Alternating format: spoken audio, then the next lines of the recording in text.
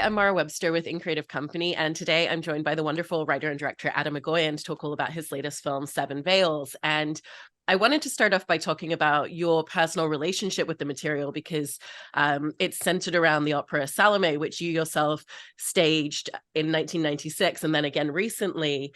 And we see Amanda Seyfried's character kind of revisiting material that's been sitting with her for a long time. And I was interested in the writing of this, how you determined how much of your personal experience of revisiting Salome you wanted to carry into her character's creative process.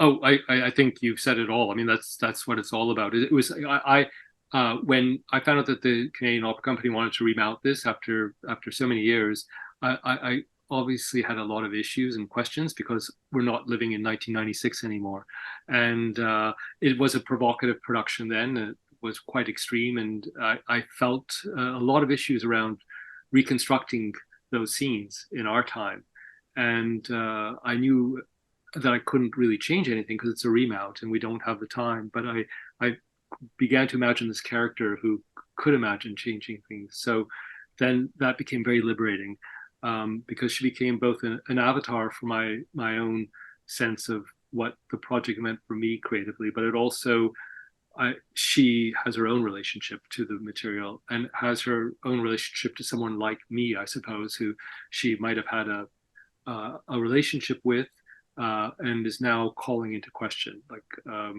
I can't get into all the complexities of that, but it really that I found that very rich for me in terms of what her character is going through and reassessing both her own childhood, which which she talked about with the original director, and we gather that director has used elements of her own childhood in this production, but now she gets to reclaim that and also understand that there were lines that were blurred, I suppose, and she's trying to realign all that within the administrative demands of this opera company that has its own agenda.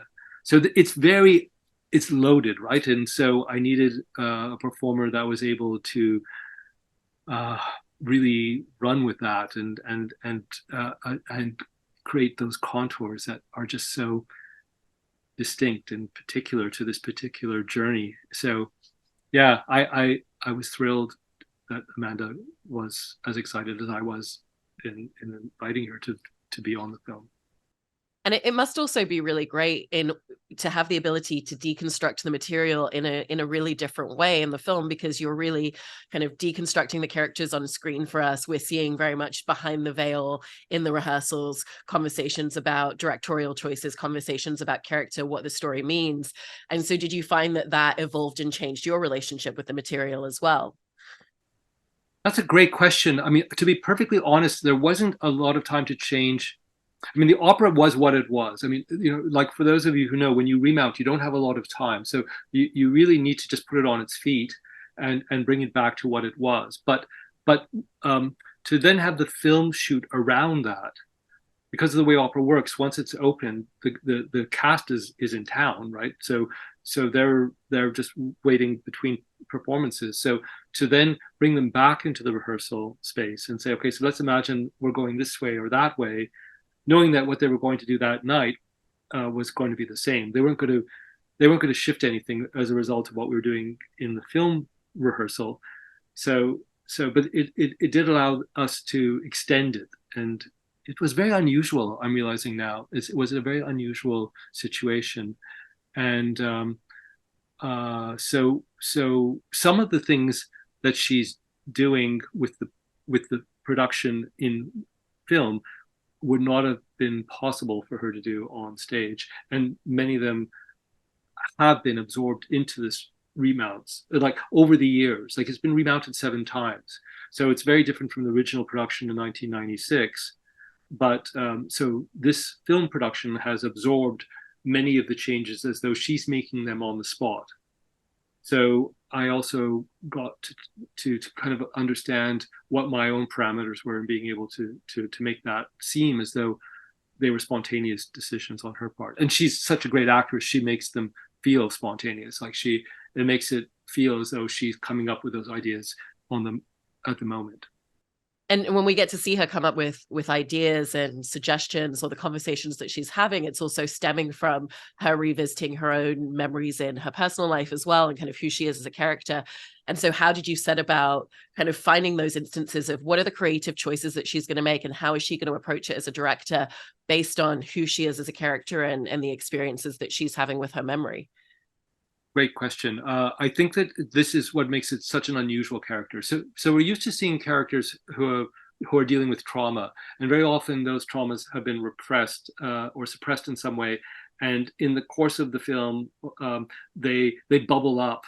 In her case, all those moments are quite available to her. There's nothing hidden in her past, and we gather that because other people know about it, and she's obviously shared it with other people in her younger version of herself.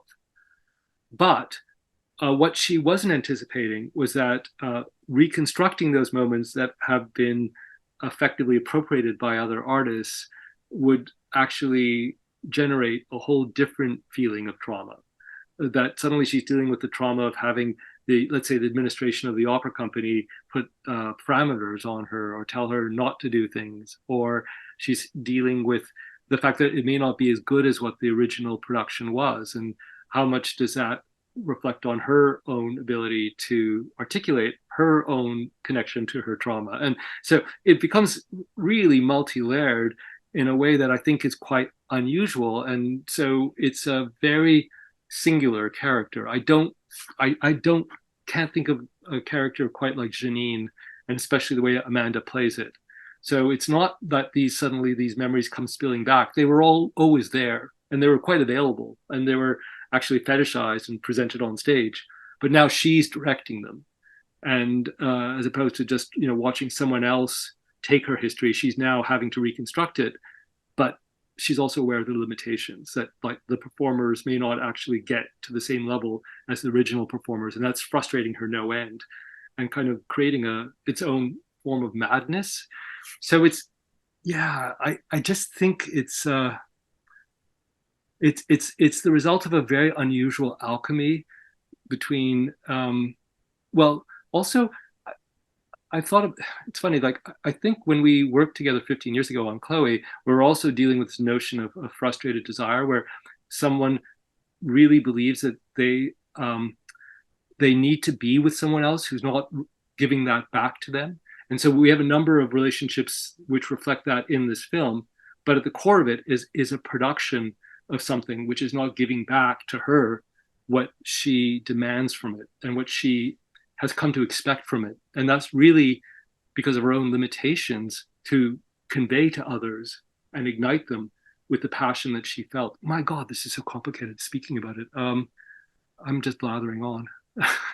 No, I love it. And I really like that point about the fact that it's not surfacing memories, it's that they've always been available to her. And because at the same time the film allows her to be a very introspective character, and it feels like you never rush those moments. And so did you have a very particular sense of like the pacing and just scenes where you really wanted to allow us just to sit with the character? Because there's moments where we're watching Amanda's performance and we're not even necessarily seeing her speak any dialogue on screen, and yet we're channeled into what it is that she's thinking about. Yeah. That because so much of our own experiences when we're in the theater, live theater, are about these emotions we're trying to reconcile between what we're seeing on stage and our own histories. So I wanted, because I knew that I could watch her endlessly. She's such a expressive actor. So I felt that if if she's feeling those things, then the camera will be able to absorb that and project it back to the viewer, and that would be part of the experience of watching the film. So yes, you're right. There are moments where she's watching what's on stage, but we're hearing this incredible music, and we get glimpses of what's happening on stage and understand that it's quite extreme, and there are moments that we might want to look away, but we can't because we're always watching it through her. It's very much like even on the Skype conversations that she's having with her family. We're always seeing the reflection of her face. So we're seeing what she's watching, but we're also seeing that she's watching it. So she's the constant through the whole film. Did you always want her to be an observer in her own story? Because you're talking about the Skype calls with her family where she's watching her family's life continue in the home, but she's not able to be there because she's working on this production. And even as a director, she's sitting at a table watching the performers and watching the things kind of like in motion around her quite a lot. Yeah, yeah, I think that's part of it. The objectification of it all, becomes part of the process of her journey, that she's able to see it from a distance. And when we look at some of these videos of her childhood, we also have to understand that she was behind that camera, right? So she's kind of used to having directed it, and or being involved in that more surgical space, of watching it. And yet she also understands that in order to generate those emotions, she has to invest herself in it at the same time. And yeah, it's complex. But I felt that, I mean, if you're asking me, did I understand exactly where I was positioning everything? I don't think you do. I think some of it is intuitive. But now when you watch it with some distance, you can see that sometimes you get the calibrations right, sometimes you don't. But I think that in this case, it was even in the post, like those reflections of her on the computer, when you see her face, they were not pre-envisioned, but they came to us in post. Oh, we can do that. We can, with the special effects, we can actually generate that reflection. So she's actually embedded in it as an observer. So it evolved. I also really like the way that you use the camera stylistically in a couple of different ways. There's moments where the camera is very still with her, and then there's moments where you're invoking handheld camera to have a little bit more of that, motion and movement behind the scenes. And so how did you determine the language that you wanted to use with the camera and the different movements and motions? Well, I believe that the handheld is mostly Janine's own camera work or her father's camera work. So the handheld is mostly on video cameras or cell phones. No, you're right. There are moments when the action on stage is also being. I think that the handheld really does evoke this more intimate, direct contact one has with the object of what's being filmed. But there's an immediacy about it, as opposed to what the film camera is doing with these very soft, gliding movements, and which are more cool, I suppose. They're cool, as opposed to where she's working on her own journal for the opera company. I think you're seeing. And actually, when I look at the material that I shot myself with my own camera of the various productions historically, they were just very spontaneous, and you feel the spontaneity, and you feel that those are coming from a different source. So I think it creates an interesting contrast, but it's not necessarily intellectually planned. It's pretty emotionally calibrated, I suppose. I think it's And always the danger is that I could kind of tell you things were designed a certain way, but they're not. But they feel that way because I think they found the right place in the order of things, and that's what editing, becomes really the last draft, right? You're trying to select those moments, and in this case, there's so much material because, as I say, I've been shooting these productions for many years, right? And so I had this wealth of imagery that she's now watching because she's looking at archival footage as she's preparing to do the remount. She has to look at the productions that have gone on before, ones that have moved her and had a strong effect, and now she's trying to regenerate that same feeling with singers that may not respond the same way that those singers historically did, and that's frustrating her no end because she's feeling her own limitations. And with the video projection that you use in the film, because it's something that's part of the staged version within the film, was that something that came from your own stage version, or was that Yeah, something that you pulled into no, the no, film specifically? that's baked into the film. So what is unusual about this production, and I think it was the first production like ever that used the Dance of the Seven Veils as kind of a flashback. So rather than have the singer do a dance for 8 minutes, we basically have her sit on a swing and she is lifted up, and her skirt turns into a large screen, and then for 8 minutes we're shown flashbacks of her childhood, and one of the most important images is of this girl walking through a forest blindfolded. So that the story behind that is what's revealed in the film, and how the director took that image from Janine's own childhood. They were having a relationship, we gather, and she told him this story, and he got so excited about it that he put it into his production. And so she saw her own childhood being represented and absorbed, but then also taken into this very, very extreme, violent place that she now has to kind of recalibrate and has to deal with, right? So yeah, it's working at a number of different levels. But to be sure, yes, that there, most of the images that you're seeing on stage, all of them, I would say, are actually in the production. Now, this production has evolved in the various incarnations over 7 years. So some of them have been gradually absorbed into the production, but everything that you're seeing in this film was on stage in Toronto 8 months ago. And it feels very specific in terms of which moments of the creative process and which scenes from within Salome we're seeing deconstructed throughout the film. Did you always have a keen sense or an idea early on in the process of making this film of these are the scenes that are going to kind of move the story forward or tell us the most about this character? Yeah, absolutely, because you only have some, you can only use, you can't tell the whole story, and thankfully in this case the narrative is pretty simple. Like, Salome wants to kiss John the Baptist, he doesn't let her, so she has him beheaded so she can kiss him.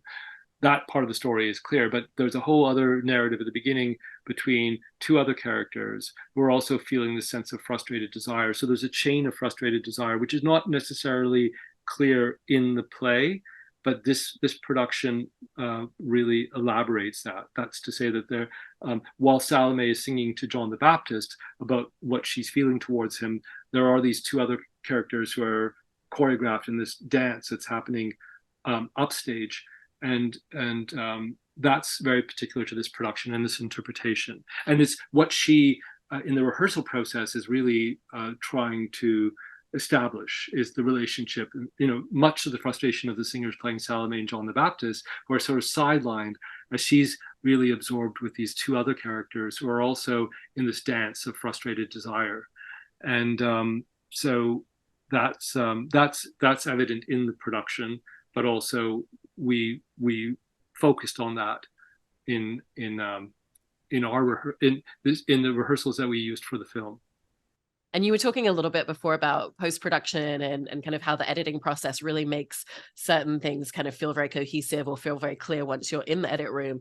And so in terms of editing this film, what were some of the scenes that you feel really found themselves in the post-production part of the process for you? Well, the whole latter part of the film. I mean, we this idea of her coming back to the rehearsal, to the opening night. So we see Janine coming back to the opening night and filming the last performance, and then she makes a decision, which was actually not in the script, but we actually generated it while we were shooting, and then it became really the ending of the film.